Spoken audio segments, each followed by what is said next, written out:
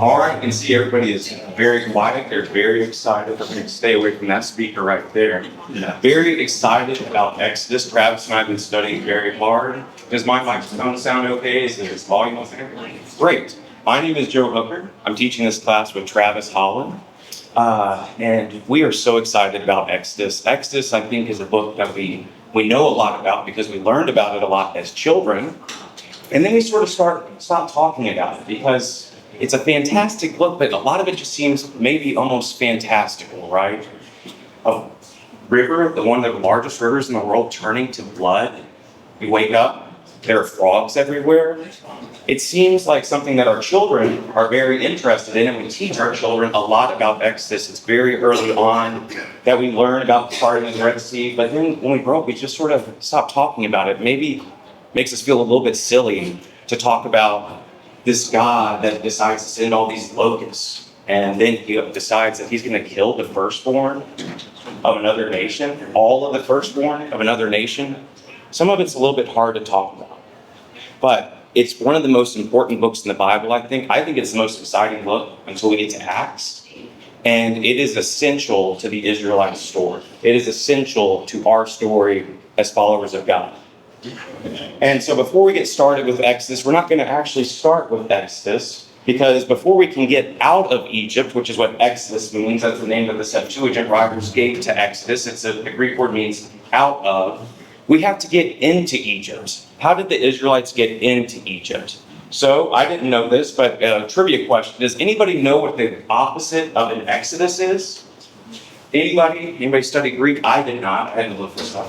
At least Wikipedia says that the opposite of an Exodus. Becca, what did you think it was? I thought it was Inidus. Inidus. So maybe it's Inidus. I think it's close. It's actually, to get this clicker going, it's Isidus. I see some people nodding. Yes. Hey, shout out the answers if you know them. Everything I'm going to be asking today, I just learned in the last couple months. So it's not like I know all this. We're going to be talking about the Israelites' Exodus into Egypt.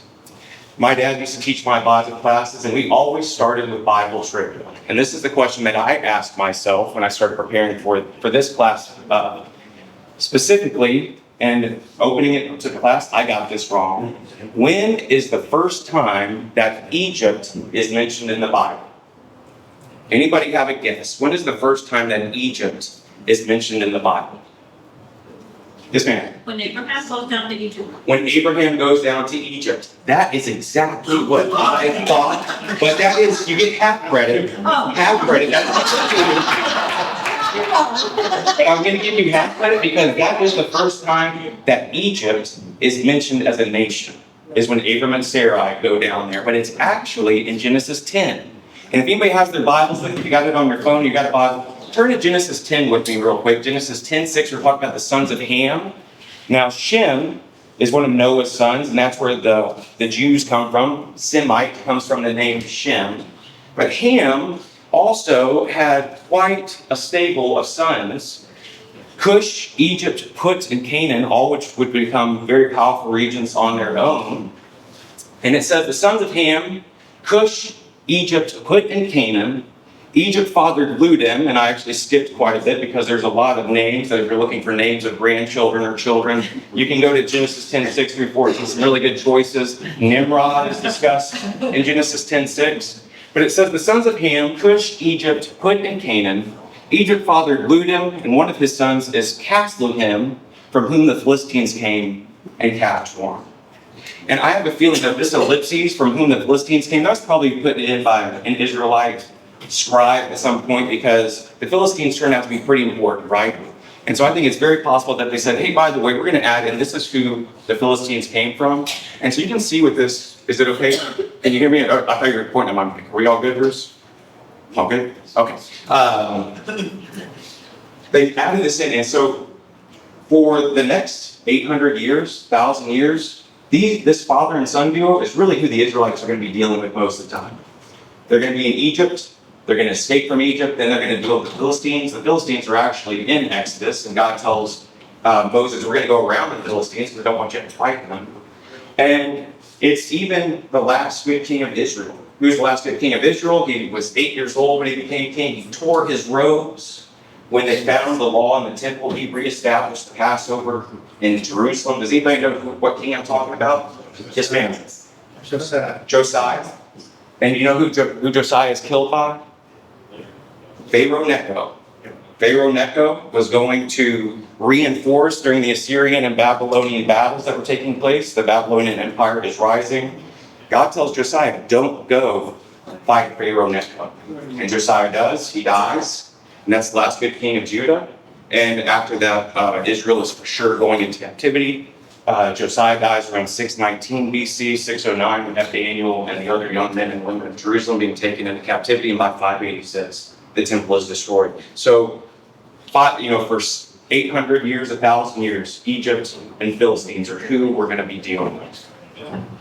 Now, what does Egypt mean? The reason I wanted you to open your Bibles is the translation I have, is the ESV, and it says, the sons of Ham, Cush, Egypt, Put, and Canaan. Does anybody have a different word for Egypt? Yes, ma'am. Mizraim. Mizraim. That is the actual Hebrew word for Egypt. Does anybody know what Mizraim means? Maybe it says it in your Bible down low. It's the exact Hebrew word for Egypt. It means, go ahead, if you got it, say it. No, I'll look it up. Okay. It's a narrow place or a strait. Not meaning like a straight line, but like the Bering Strait or the Strait of Gibraltar, a narrow place. Why would the Israelites call Egypt a narrow place? Anybody have a guess of why they might call Egypt a narrow place?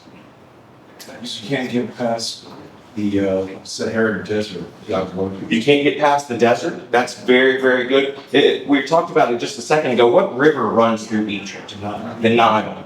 And this is a topographical map of Egypt. The Nile, one of the largest rivers in the world, what's sort of interesting about it, most rivers run north to south. The Nile runs south to north. And so the delta is up here in the north. That white area at the top, that is the Mediterranean Sea. But you can see it is a very narrow place. And if you're not living in this green area, you're living in the desert and you're going to die. Right. And so if you're in Egypt, you're going to be living in a very narrow place because otherwise there's nowhere to live. You're not going to live in the desert. So we have the sons of Ham in Genesis 10. In Genesis 11, we have the Tower of Babel. Come now, let us build a tower to heaven. In Genesis 12, we have the call of Abram. And I will make of you a great nation. So Abram at the time, leaves for the Chaldees. He leaves with his family. He goes to a land that God will show him. And in the same chapter, Abram goes to Egypt. And I love this picture. Abram and Sarai are in the foreground. And we're going to talk about why they might be sort of flirting on the side. And over their shoulder, you can see that there is a man sort of a little bit suspicious about why his brother and sister are being so friendly. But what do we know about this Egypt place that Abram goes to? We have in the same chapter that Abram is called to go to a land that God will show him. There's a famine in Canaan not long after Abram gets there. And so they head down to Egypt. This is a map of what the ancient Egyptian empire, the land that they controlled, looked like. Upper Egypt is in the south because it is at a higher altitude, and we said that the Nile flows north, so it goes down into lower Egypt and spreads out in the Mediterranean Sea. This is the Nile Delta. Giza and Saqqara are ancient Egyptian sites that are still being excavated today by archaeologists, and Giza being where the pyramids are. Over here, and just sort of an interesting map, 99% of the Bible is going to take place in this map right here. If you just grab this map for almost every Bible story, this is where it's going to be. This region right here, this is the Sinai Peninsula, named after Mount Sinai. The Red Sea creates this as a peninsula. And then Canaan is up there, sort of this, let's see if this makes it work. Yeah, right here, that's Canaan. And you can actually see that's the Dead Sea. This is the Jordan River, and that's the Sea of Galilee up there. So this is a land that ancient Egypt controlled. A very impressive empire. I think we sometimes take it for granted because the pyramids and pharaohs, these are some structures that are somewhat modern. And then you have the Great Pyramid of Giza. It is bigger than all of them. Can anybody tell me, I'll just go ahead and give you this. The Great Pyramid of Giza was the largest structure in the world for a very long time. Can anybody guess how long it was the largest structure in the world? Any guesses? Did I look all this up? It's okay not to know. I didn't know. Any guesses? 3 years. 3 years, very close, until Great Pyramid 2 was built. 3,800 years. Workshop, It was 3,800 years, yes ma'am. The Lincoln Cathedral was built in 1311, and that was the first time, 1311 AD. For 3,800 years, the Great Pyramid was the largest structure in the world. And it's just because the spires were taller, right? The Lincoln Cathedral could have easily fit inside the Great Pyramid. And we look at the pyramids now, they're in the desert. They're actually right on the edge of Cairo. So on one edge is the city, on the other edge it looks like the desert. But we have to remember that these pyramids weren't just built out in the desert and left there. These are the only lasting structures, city complexes and temple complexes, all sorts of other statuary that was being built. And so Abram and Sarai get down to Egypt. Abram is I think he's a man of courage. He's a man of faith. He's a man of righteousness. But when he gets to Egypt, it's different. It's different. As soon as he gets to Egypt, what does he tell his wife, Sarai? She said, to lie. To lie. He says, we are technically brother and sister. We're also married, but when we talk to Pharaoh, maybe just tell him that we're brother and sister. We're going to leave out the part that we're married. And so that's exactly what happens. They go down in this famine. Excuse me, let me back up a little bit. We'll get to this in a second. So he gets to Egypt, and he tells Sarah, hey, you're going to have to pretend to be my wife. Pharaoh takes Sarai into his household. She enters the harem, and Abram is given all sorts of gifts by Pharaoh because he is the brother of Pharaoh's new bride. But something starts happening in Pharaoh's household. The first time that we have the word plagues being used is actually in Genesis 12. But the Lord afflicted Pharaoh in his house with great plagues because of Sarai, Abram's wife. Plagues in Egypt in Genesis 12. When Pharaoh, lying was actually a huge ethical problem in Egypt. You did not lie. Pharaoh is actually the good guy in this story. He's very disappointed in Abram and Sarai for lying. He sends her back with Abram, and he actually gives them all sorts of parting gifts, immense wealth, as well as slaves to get out of Egypt. And I think it might be interesting to think about, what did the children and grandchildren of Abraham have to think about this story? Their patriarch, their father or grandfather, goes to the most powerful empire in the world and tricks Pharaoh. That had to be a pretty funny story to tell around the campfire. They didn't have TV, they didn't have books. What did they have? They had stories. And I have a feeling that Jacob loved this story. I think Jacob this is the story that he always wanted Isaac and Rebekah to tell him, was tell me about the time that Grandpa Abraham fooled Pharaoh. A few chapters later in Genesis 15, we had God's covenant with Abram. Abram's really upset. He's getting older. He still doesn't have any heirs. He's in despair. He says, God, you told me to come here. I did that. I don't have any heirs. Eliezer of Damascus is going to be my heir. And God says, go outside, Abram, look up at the stars, and if you can count them, that's how many of your offspring are going to be. It's got to be a pretty intense message. God, you're going out to look at what God created. He says, you're going to have even more than this. I'm going to give you more than this. But in the same chapter, as the sun was going down, a deep sleep fell on Abram, and behold, dreadful and great darkness fell upon him.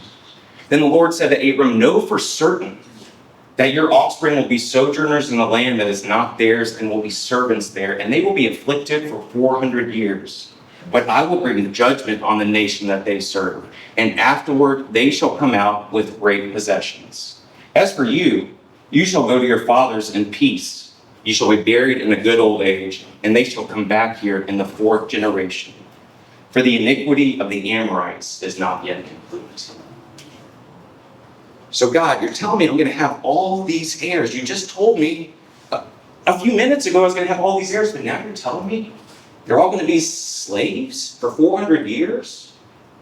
Is that what I want for my children? Okay, yeah, God, I'm really glad that I get to go down in a good old age and die in peace, but is there something that we can do here? Who are these Amorites? Who are these Peopleites, and why do I have to worry about their iniquities for my descendants to be slaves? it would have had to be just a very, is that something you go back and tell Sarai after Abraham tells, hey, Sarah, we're going to have a child. We're going to have a child. We're going to have so many children. It's going to be like the sand on the shore. They're going to be slaves for 400 years. Is that something that you might bring up later? That is a tough message to receive. As soon as you get told that all of these descendants you're going to have, and you're told they're going to be slaves. In the next chapter, Sarai has obviously been told this promise, and it's just not happening fast enough. Now, Sarai, Abram's wife, had borne him no children. She had a female Egyptian servant named Hagar. Where could this Egyptian servant have come from? I think that this is a very good chance that Hagar was from Pharaoh. And also, we know that Abram, not a coward, not a scared guy. He goes to battle against 5 kings. We know he had about 319 men in his household. I would assume that Sarai also had many female slaves to choose from for Abram. Now, is it possible that she just closed her eyes and picked one? Yeah. I think it's also possible that this is going to be Abram's heir. I want him to be strong. I want him to be powerful. Who better to choose than someone from the most strong, powerful nation that we've ever encountered? I think that Hagar may have been chosen because she was an Egyptian. And that's what happens. The attempt to rush God results in the birth of Ishmael. He is half Hebrew, half Egyptian, and Ishmael ends up marrying an Egyptian. And Ishmael has his own line. Hagar is saved, and Ishmael is saved by God when they are cast out by Sarai. An angel speaks to Hagar, and Hagar calls God. She's one of the first people that names God, and she says, "You are the God that sees me." So obviously a woman of faith, but she is an Egyptian. And we're going to deal with the Ishmaelites in just a little while. Isaac is told specifically by God not to go to Egypt. So there's another famine in the land that is like his father and mother experienced. And God tells him in Genesis 26, do not go to Egypt. And so Isaac is the only patriarch that we have no proof that he ever went to Egypt or ever met Pharaoh. 11 chapters later in Genesis 37, we start taking our first steps towards Egypt. And actually, Genesis 37 through Genesis 50, all of that's going to take place in Egypt. Over a quarter of Genesis takes place in the country of Egypt. Isaac had Jacob. Jacob had 12 sons and 1 daughter. But Jacob had a favorite wife. Who is Jacob's favorite wife? Rachel. That's exactly right. And who was Rachel's firstborn son? Joseph. Joseph was Jacob's favorite. Everybody knows this story. God is with Joseph. I think Joseph is the 4th patriarch, that maybe we just sort of leave him out, but I think Joseph might be the greatest of the patriarchs, and we're going to talk about that. But Joseph begins having dreams, and I think that they were sent to him by God, but maybe Joseph's delivery wasn't great, because he starts having these dreams where all his brothers are bowing down to him, and his father's bowing down to him. And he not only has these dreams, he decides, hey, brothers, let me tell you, when you're going to bow down to me, how great it's going to be. I'm the best. And, Dad likes me the best. Obviously, y'all all like me the best, right, brothers? Because I'm Joseph, I'm Rachel's son. And also, Dad gave me this nice new jacket. It was very expensive. Look at your drab, brown, and gray, shepherd clothes, guys. Look at my nice new jacket. The brothers didn't like this. And so, what do you do with a brother that annoys you? You kill him, right? And so that's what they decide to do. They're out herding the flocks. They take Joseph, they throw him in a pit, and what do you do after we throw your brother in a pit and they're going to let him die there? They sit down to eat. And so the brothers sit down to eat, and it says, then they sat down to eat, and looking up, they saw a caravan of Ishmaelites coming from Gilead with their camels bearing dung, balm, and myrrh on their way to carry it down to Egypt. Then Judah said to his brothers, Judah's always making bad decisions in Genesis, come, let us sell him to the Ishmaelites. And that's exactly what they did. And they drew Joseph up and lifted him out of the pit and sold him to the Ishmaelites for 20 shekels of silver. They took Joseph to Egypt. So Ishmael, just a generation later, he already has his own progeny. and they are trading with Egypt because his wife's Egyptian. He's half Egyptian. I'm sure he spoke Egyptian. And why would we want to trade with the most powerful empire in the world? So the Ishmaelites are constantly going back and forth between Canaan and Egypt. And why not? We'll take this slave off your hands. They probably don't know he's their cousin. But yeah, they'll take this slave off your hands, and they take Joseph to Egypt. And they go back to Jacob with his coat of many colors that they drenched in blood. And they say, we don't know what happened. A wild animal must have gotten him. And now Jacob thinks that his favorite son is dead, but Joseph is taken to Egypt, but God is with him. And when Joseph gets to Egypt, he's sold to Potiphar, who is the captain of Pharaoh's guard. And he is the steward of Potiphar's house. He runs his house extremely well. Potiphar is blessed because Joseph is in his house. But Joseph catches the eye of Mrs. Potiphar. And she likes Joseph. Joseph rebukes her advances on him, but she eventually accuses Joseph of raping her. And Potiphar throws Joseph in prison. And he will eventually become a dream interpreter. He's going to meet a baker, and he's going to meet a cupbearer that worked for Pharaoh. They're both going to have dreams. He's going to interpret their dreams correctly. The baker ends up being executed. The cupbearer, as Joseph predicts, is going to be elevated back to his position. And the cupbearer's like, oh my goodness, man, this is so exciting. Thank you so much. I'll never forget you. And when he gets back to being Pharaoh's cupbearer, he immediately forgets about Joseph and never mentions him again until Pharaoh starts having dreams. And Pharaoh has some very disturbing dreams about cattle that are eating each other, and they're very skinny, and none of his advisors or magicians can tell him what these dreams mean. And at that point, the cupbearer is like, oh, by the way, the reason that I'm still alive and know that I'm okay, there's this guy in prison. He's probably still there, Pharaoh, in your prison that you left him in. You should call Joseph. And that's what he does. Pharaoh gets Joseph out of the prison. Joseph correctly interprets Pharaoh's dreams. Pharaoh is so impressed with Joseph that he elevates him to be eventually his grand vizier, his second in command. And by Genesis 41, Pharaoh has given all authority in Egypt to Joseph. Just as a sign of wealth and the status, the things that we would still see maybe in the Middle Ages, the Egyptians are already doing. He gives Joseph a signet ring, indicating his power, fine linen, gold chain, a chariot, and a wife who was the daughter of the priest of the Egyptian deity On. So Joseph marries an Egyptian who is clearly not a believer in our God.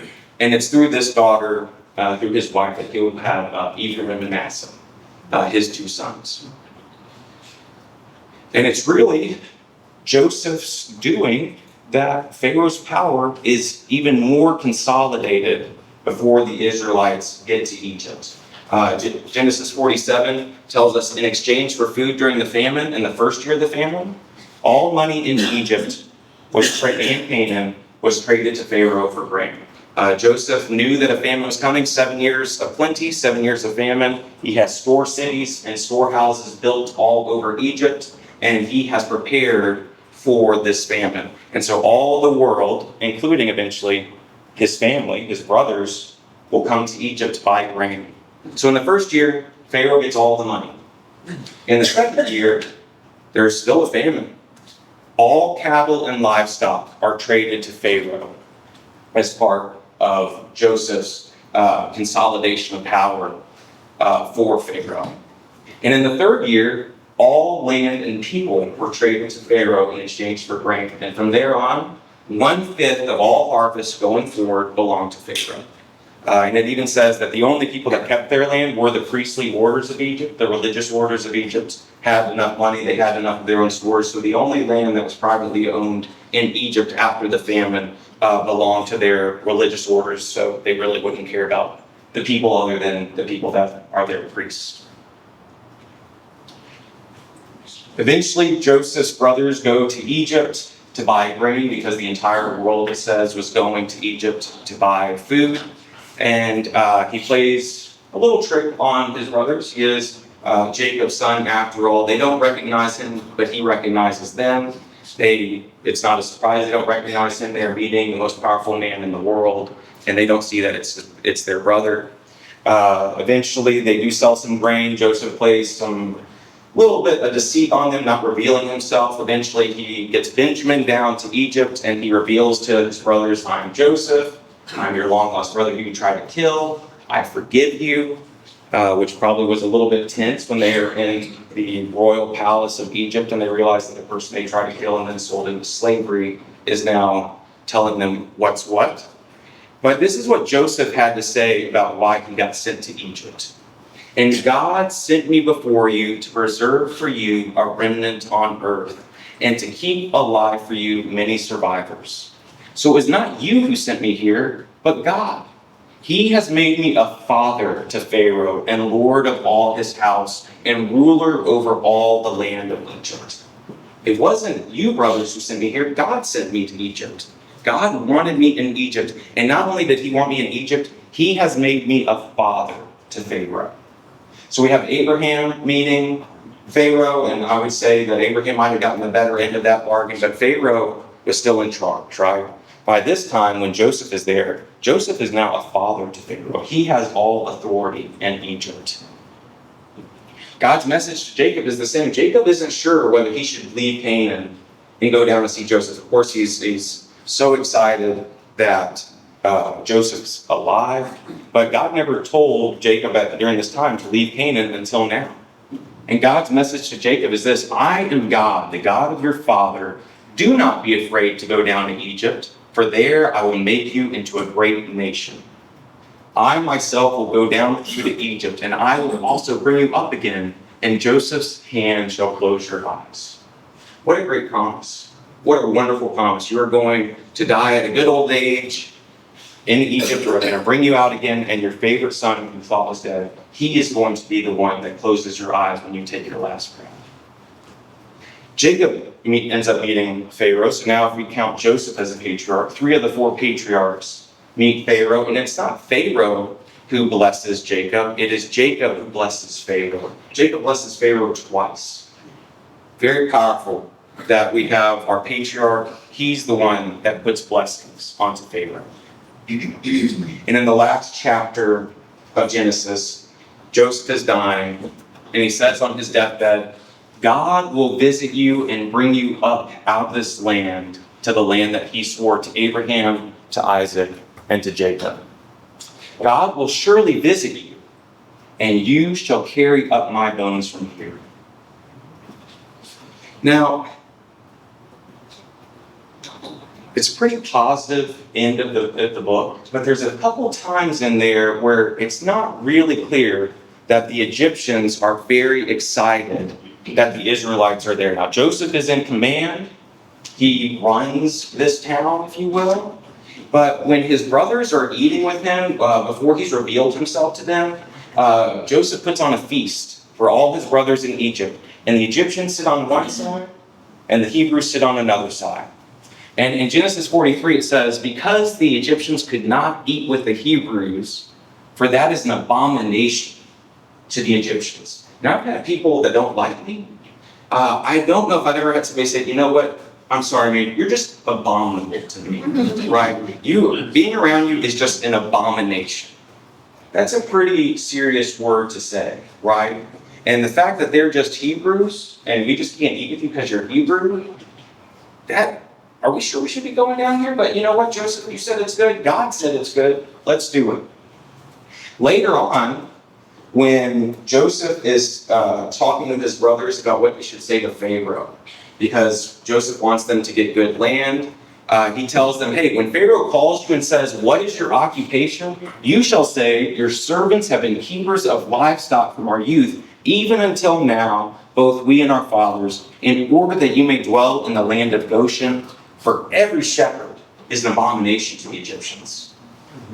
Okay, Joseph, so we're Hebrews, which just makes us an abomination to the Egyptians, and we also happen to all be shepherds, which also makes us an abomination to the Egyptians. Should we stay here?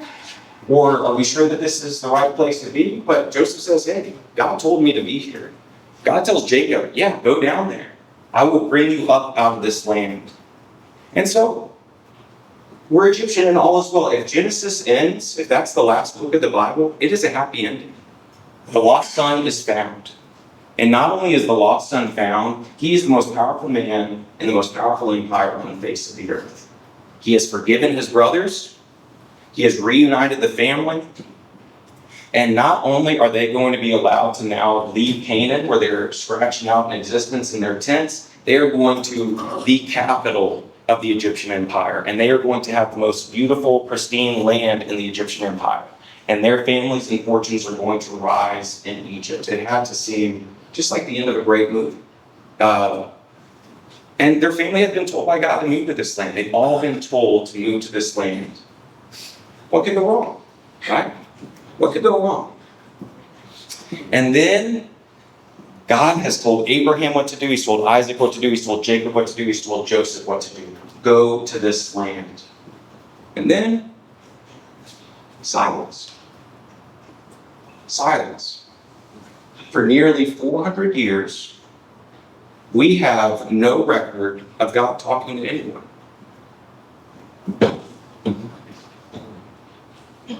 God is a God of individuals in Genesis. He is a God of Abraham, Isaac, and Jacob. He's the God of Joseph. But they're gone. They're gone, and there's nothing but silence. And it's interesting that about the same amount of time as the intertestamental period between the Old Testament and New Testament, about 400 years. And we talk about how horrible that must have been for the Israelites, that God is not speaking to anyone. We know that there were all sorts of false prophets and messiahs that arose during this time trying to get the people, back together. And, what is God telling us to do? What is God telling us to do? And as we have the Maccabees, we have all sorts of religious zealots that rise during that time period. But we don't really know what was going on in Egypt too much as far as what the Israelites are doing. But we do know that during the silence, some stuff starts happening that the Israelites probably were a little bit nervous about. Exodus 1 through 8, and just so we're all on the same page, one of the books I'm using for this class is written by a guy named Victor Hamilton. He is a Hebrew professor. He's an Old Testament professor, and he did his own translation for his commentary of Exodus. And so I'm going to be using his translation, it's just a little bit different. It's going to be very similar to obviously what we have, but it's just a little bit different, maybe look at it in a new way. And so this is how, under Professor Hamilton's translation, this is how Exodus opens. And these the names of the sons of a man named Israel, who came to Egypt, each with his own household: Reuben, Simeon, Levi, Judah, Issachar, Zebulun, and Benjamin, Dan and Naphtali, Gad and Asher. Those souls issuing from Jacob's thigh numbered 70. Joseph was already in Egypt. Joseph, along with all his brothers and that entire generation, died. Still, the Israelites were fertile and prolific. They multiplied and became extremely mighty, so that the land was filled with them.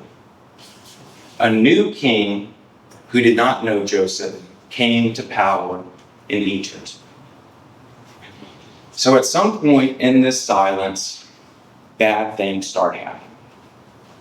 At the very beginning, we have Joseph and all his brothers and all that generation die. Now, a lot of translations, the first word in the English is "these are the names." Professor Hamilton says that it's actually "and these" is the first. "And" is the first word in Exodus, meaning that this is actually a continuation of Genesis. It is a continuation, and these are the names. So we're not, and actually Genesis, Exodus, Leviticus, and Numbers all start in the Hebrew with the word "and," meaning that they were one book. Deuteronomy starts a little bit differently, but the first 4 books of the Pentateuch start with "and," meaning that they're really just one book. And it wasn't until the Septuagint writers in Alexandria that they thought, this book is so impressive, it deserves its own. We're going to call this one Exodus. But for up until this time, it was one book. And in Exodus 1:8, a new king who did not know Joseph came to power in Egypt. Now, there are different historical contexts that why this might be. Has anybody heard of a people group called the Hyksos? The Hyksos, I see a few nods, yes. Brendan, I guess. The Hyksos were a people group that invaded Egypt at some point during the second millennia. And they came in, they took over, and they ruled Egypt for about 150 years. There are some thoughts that maybe Joseph came to power while the Hyksos were in power, and the Hyksos, being a foreign people group, would have had less trouble with another foreigner coming in and taking a lot of authority because they themselves were foreigners. And then when native Egyptians took back over from the Hyksos, maybe that king would have not known anything about Joseph because that was a different dynasty. That's possible. It's also possible that just a new Pharaoh came who, even though he knew who Joseph was, he did not respect his authority. He did not know his authority or know his contributions to Egypt, and he did not care about them. Whatever it is, maybe this new Pharaoh, he just thought they were an abomination, right? And that's going to be, all of his sons are going to think, hey, Hebrews are just an abomination. The famine was a long time ago. Who cares? Now we got these people living in our prime real estate. We want that land back. But bad things start happening in this silence. Joe, can I ask you a question? Yes, sir. Would you say that most scholarship at this point would say that the Hyksos was probably the most likely option between a pharaoh that didn't know Joseph, he came to power and they were abomination, that the Hyksos was probably the big. And if you do think that, I'd like to ask this question. Egypt was still a powerful nation. Mm-hmm. And how did this group called the Hyksos, that's not mentioned anywhere in the Bible, how did they come down there and conquer the Egyptians? It's a great question. Were you there for any of that? Did you see any of that? Yeah, you were just for the last part of it. I that's my dad, by the way. So I won't do that to anybody. Yes, yes. Yeah. I don't know. I would say that the scholarship, from what I can tell, you can imagine I've read almost a handful of books about this at this point, so I sort of have a grasp on all of it. I don't know. Some would say that they were a powerful people group, that they had, that you can still have a coup, you can still overthrow a government pretty easily. You don't necessarily have to fight all the standing armies depending on how it's done, especially if the Egyptian structure at that time was still powerful, but weaker than it had been in the past. But the scholarship says, yeah, that's very possible that it's the Hyksos, and that's how this came to pass. And others say, you could have had an open-minded Pharaoh that was okay with this foreigner coming in because he could do what he said he could do, and it didn't matter that he wasn't Egyptian to that Pharaoh, and maybe another Pharaoh that would have mattered a lot to. So I don't know what all the scholars would say on that. Myself, who is not a scholar, that would be my answer to that. But God is in the silence. God is in the silence, and he is in verse 7. And let's look at verse 7. Still, the Israelites were fertile and prolific. They multiplied and became extremely mighty, so that the land was filled with them. We have this sign of God in between two pieces of really bad news. Joseph and all his brothers have died, and Pharaoh has come to power that does not know Joseph. But God is still with his people. So in Exodus, we have these people just multiplying at an unbelievable rate in Egypt. What's the problem in Genesis with having kids? Is it because all the patriarchs are just having too many kids? No. How many children did Sarah have? One. How many children did Rebecca have? Two. How many children did Rachel have? Now, Jacob had 12 sons and a daughter, but he also had 4 wives. The problem in Genesis is not enough children are being born. In Exodus, the Israelites no longer have that problem, because what did God tell them he was going to do? I'm going to send you down to this nation, or to this other place where you're going to sojourn for 400 years, but I'm going to make you into a great nation. I think that the births that were taking place in Egypt were miraculous. I think that that's what we're supposed to take away from it. That there were more births, there were probably less miscarriages, that fertility may have lasted longer than the normal course that it would for a woman. But something is going on where these Israelites, who went down 70 in all, are multiplying extremely, extremely quickly. Now, extremely mighty They became extremely mighty. This is Hebrew Dublin. They had different adjectives than we do. We might say extremely is an adjective that describes mighty. What they did in Hebrew is Moses, or whoever wrote Exodus, they wrote mighty twice. That's how mighty the Israelites are. They are mighty, mighty. That is the word that is being used. In Genesis 1:28, the scholars think is the closest parallel to this verse. And I'm going to read Genesis 1:28 real quick, and it says, "And God blessed them, and God said to them, be fruitful and multiply, and fill the earth and subdue it, and have dominion over the fish of the sea, and over the birds of the heavens, and over every living thing that moves on the earth." They are living out God's command in Genesis 1. Exodus 1 is the fulfillment of what God has commanded Adam and Eve to do in the garden. The word for prolific, and this is, this is all stuff I've looked up. Right? The word for prolific is this Hebrew word seris, and it's right there. We're fertile and prolific. Now, we translate that as prolific, but what the Hebrew actually means is to swarm or teem. That's how many Israelites there are going to be. In Genesis 1:20, the same word is used, let the waters swarm with swarms of living creatures. After the flood and Noah is releasing the animals back into the world, bring out with you every living thing that is with you of all flesh, that they may swarm on the earth and be fruitful and multiply on the earth. The same word, when there is a miraculous regrowth on the earth, is being used for what the Hebrews are doing in Egypt. God is with them, even though he's not talking to them. We also have, in the next verse, Pharaoh, who does not know Joseph, comes to power. And he says to his advisors, indeed, the people of the sons of Israel outnumber us and are more powerful. Now, could he be exaggerating? Yes. Or he could be saying something literally. Somehow, in the last couple hundred years, this people group has now outnumbered us and are more powerful. Come now, let us deal wisely with him, lest he multiply. Should war break out, he might join our enemies, fight against us, and go up from the land. Then they put over him taskmasters to crush him with forced labor. But the more they sought to crush him, the more he multiplied and became even more prolific, even more teeming and swarming, with the result that the Egyptians dreaded the sons of Israel.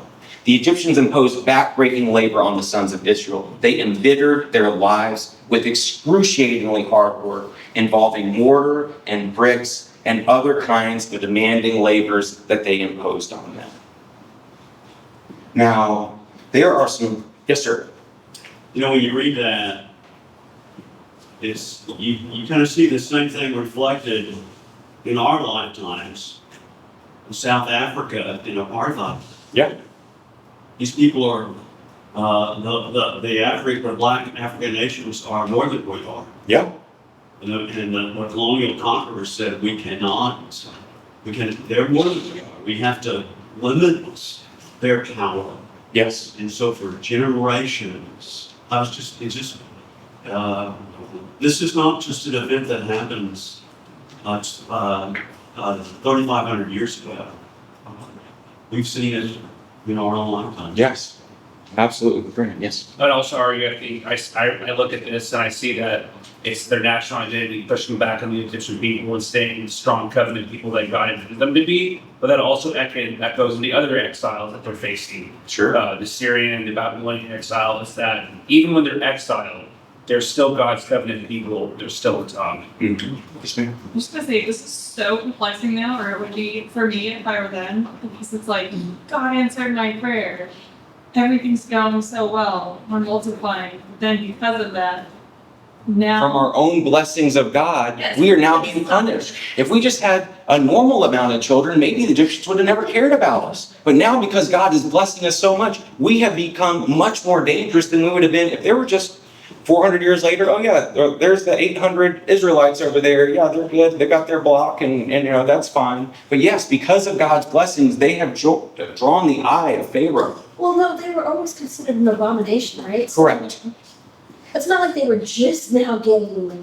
Sure, but as far as being I think they might have been citizens. I think they might have been treated at least respectfully. And I think that's what makes this atrocity a little bit different. You know, when we talk about slavery, I think we talk about the horrible idea of like the transatlantic slave route, from being captured from where you are and sent to a land where you don't know and you don't know anyone and you're enslaved there. Whereas this is its own flavor of atrocity of, I live here. I live here. This is my home. And now all of a sudden your neighbors are saying, no, you're not like us. You're going to do backbreaking labor. You're going to be excruciatingly mistreated. Do you think they were still living in the land of Goshen? Like, were they still Yes. separated? I think that they were still living in the land of Goshen because it talks about during the plagues that the land of Goshen is not affected by some of the plagues. Just Would this be like Europe and like World War II, like Jewish people being?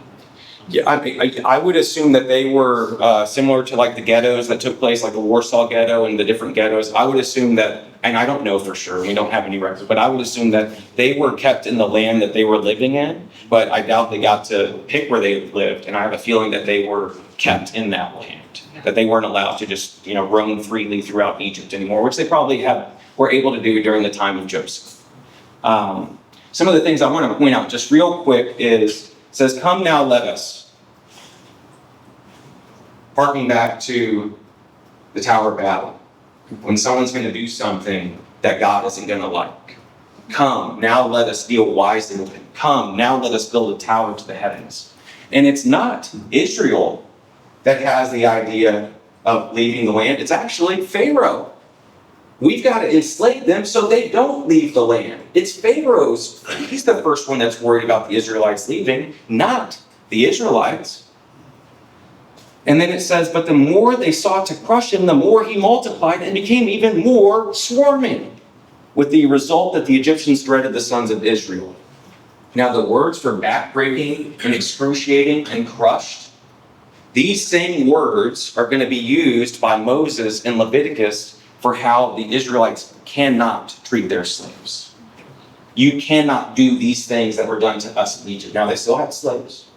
You think that maybe after going through that, they wouldn't want to have slaves anymore.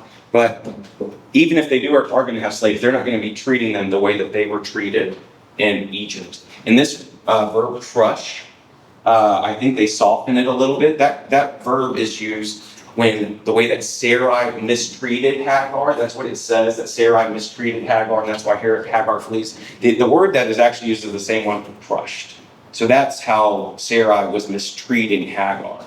And so I think they didn't want to necessarily say that about the wife of the father of the faithful, but that's what Sarai was doing to Hagar at the time. I saw a hand. Yes, sir. Well, something happens here that is going to help the people, God's people later on. So even when they get into the wilderness, they hate it. They wanted to go back. So there's a lot of things that God does that he thinks it's great for them.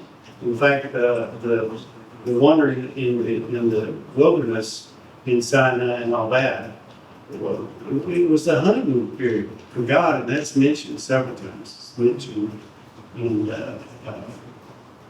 you look at Hosea or some of those that's mentioned. But the people didn't see it that way. Sure. But with them being punished cruelly like this, they were probably pretty tough people.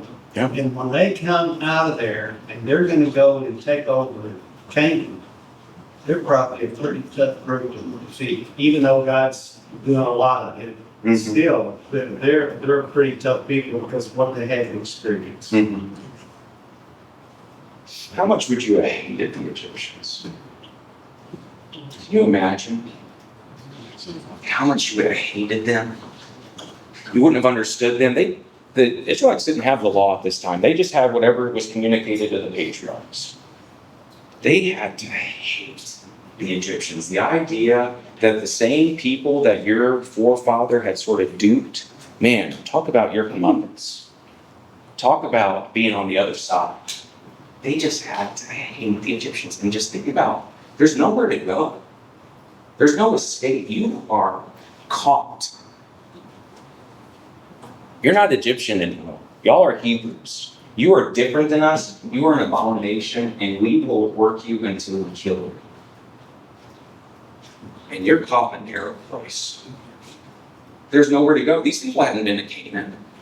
These people hadn't been, there's not, oh, well, let me seek asylum somewhere else. Let me just see where I could go. There is nowhere to go. They are caught in a narrow place, and they don't know what to do. We're almost done. I know, I've been reading a lot. We had to get through all of Genesis, so it took a while. The king of Egypt said to the Hebrewish-born midwives, one of whom was named Shiphrah and the second named Puah, he said, when you midwife the Hebrewesses, look upon the birth stool. If it is a son, you shall kill him. But if it is a girl, she shall live. The midwives feared God and did not do as the king of Egypt had instructed them, but let the male children live. Then the king of Egypt called the midwives and said to them, why have you done this thing and let the children live? The midwives answered Pharaoh, because not like the Egyptian women are the Hebrewesses, because they are lively. Before the midwife comes to them, they have given birth. God dealt well with the midwives. The people multiplied and became very strong. Because the midwives feared God, he established households for them. So we have Shiphrah and Puah, the first two named people in the book of Exodus, clearly heroes of the faith. They feared God. What did they know about God? We don't know. We don't know what traditions had been handed down, what these people knew. They didn't have the law yet. They didn't have the Pentateuch. They only had what Abraham and Isaac and Jacob and Joseph were told, and we don't even know what that was. Had they started writing down some of these things yet? We don't know, but we know that there was still faith in the silence. The first two people we meet, and the Septuagint actually translated is that they were Egyptian midwives that served the Hebrews. Professor Hamilton thinks that they are Hebrews. They are Hebrew midwives that serve the Israelites. And so the faith is not gone from the Israelites. They let the male children live. We don't know if I was Pharaoh and I wanted to kill all these children, I might follow it up with, well, I don't care that the child was already born or had been alive for a couple hours, kill it then. I don't know why he didn't say that. Maybe that Moses wasn't that much of an anomaly that when they get there, hey, you were pregnant, yesterday, where's the baby? I don't know. Maybe that was very common in Israel. I would try to do that, right? Let's try to hide some of these kids. God dealt well with the midwives. The people multiplied and became very strong. Because the midwives feared God, he established households for them. Scholars think that this might be a little bit of a play, a pun about Pharaoh. Pharaoh, Egyptologists thinks that word means great house. And because these midwives disobeyed Pharaoh and obeyed God, that they fooled the great house. And so God established their own houses for them. So they fooled the great house, and God established their own houses. And this is going to be the theme through all of Exodus. Yes, ma'am. It goes through here and it talks about that they were mighty, they were strong, Yes, ma'am. but yet, and I know the end of the story, Mhm. God was leading them out, but it always talks about how mighty and strong they are, but yet they're overrun by the Egyptians. I mean, you could think if they're that mighty and that strong, they would push back. I think that the Israelites don't know that they're mighty and strong. I don't think that they know that they're mighty and strong. I think that the Egyptians, they have the technology, they have the standing armies, they have the infrastructure to enslave the Israelites. And I don't think that the Israelites really understood how mighty and strong God was making them. Right. That's at least my take on it. But this is going to be the theme throughout the book of Exodus. The book of Exodus isn't about slavery versus freedom. The book of Exodus is, who do you serve? Who are you a slave to? Are you a slave to Pharaoh? Are you going to stay in your narrow places? Are you going to stay in your own Egypt? Or are you going to go where God is telling you to go? And where God's telling you to go is not going to be easy. The Exodus is not easy. It is not fun. Living in the wilderness is not enjoyable. What God calls for our salvation isn't always the easiest path. It doesn't always mean that we're going to get to do what we want. But do we fear God more than we fear Pharaoh? And Shiphrah and Puah in the first chapter show us what the Israelites need to do. And so we end with a call for genocide. The Israelites aren't going to listen to us. I told these Hebrews to kill their own children, and they won't do it. So now Pharaoh calls his advisors. And he says, all the born sons you shall throw Nile, but all the daughters you shall let live. And that's the end of Exodus 1. We start with Genesis, such a great ending. We finish strong. And in Exodus, the end of Exodus 1, we now have genocide being declared against the people of Israel. And what is going to happen now? Any questions about today? Yes, Brendan? Yeah, I believe that lying's never okay. So was it okay when the midwives lied to Pharaoh about them getting babies? I think that it's very possible. That's a great question. I think that it is part of the miracle of God that the Israelites did not bear children the same as the Egyptians. I think that it is very possible that the midwives aren't lying and they say, before we can get there, they have been born. I think that the theme of that these people are being run ragged, that is sort of the beginning of Exodus, is the backbreaking labor, the crushingness. And I think they were also supposed to see Shiphrah and Puah as a couple of the midwives. They're just like, we're running all over Goshen trying to birth these babies. Now, do I think that God cared that he just... He'll make an exception for this one. Yeah, but hey, we're going to see something else. Moses, when we meet him, he's going to murder someone. Straight up murder them. You know how many times God gives Moses a hard time about that? Never mentions it again. Never mentions it again. So I think sometimes in the service of God, some of the things that we might say, but to be fair, Moses didn't have the law then, so maybe he didn't know that it was not okay. I don't know. But any more questions from Exodus? Yes, sir. One comment real quick. This process of saving these children is all for women. Moses' mother, Miriam, and then these midwives. Mhm. So women play a big part in God's plan to save his people. Not only the Hebrew women. Who finds Moses? Yeah. Pharaoh's daughter, a woman. And I can't imagine what that was like, bringing a little Hebrew baby into the palace. And she's like, I'm peeping. And she did. She did. All right. Any other questions? Thank you so much. Next will be more just in Exodus, but I really appreciate it. And see y'all in 3 weeks. Yeah, so plenty of time. Read the first few chapters of Exodus, and we're going to get to it next time. Thank y'all so much. Thank you.